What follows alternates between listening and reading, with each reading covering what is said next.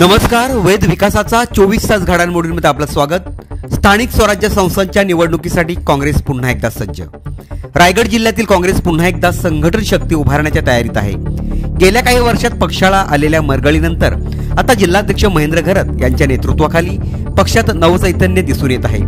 पनवेल येथील काँग्रेस भवन येथे शुक्रवारी झालेल्या बैठकीने या पुनरुज्जीवनाची ठोस चाहूल दिली। या बैठकीत स्थानिक स्वराज्य संस्थांच्या निवडणुकीसाठी काँग्रेस सज्ज असल्याचे चित्र दिसले।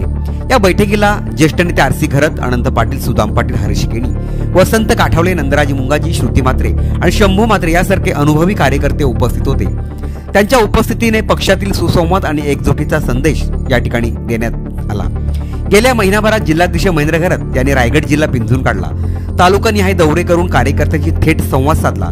महाड, तळा, माणगाव येथे नवीन कार्यकारिणीची उभारणी आणि उद्घाटने करून कार्यकर्त्यांना नव्या जोमाने उभ्या करण्याचा प्रयत्न केला। त्या बैठकांमधील कार्यकर्त्यांना उत्साह पाहता पक्षाच्या तळागाळात ऊर्जा परतलेली दिसली। पनवेलमधील बैठकीत जिल्हा परिषद व पंचायत समिती निवडणुकीसाठी इच्छुक उमेदवारांची मतेही या ठिकाणी मांडण्यात आली। महेंद्र घरत यांनी यावेळी ठामपणे सांगितले की काँग्रेस भारतीय जनता पार्टीला टक्कर देण्यास सज्ज आहे। पक्षाचे वर्चस्व पुन्हा एकदा सिद्ध करून दाखवू।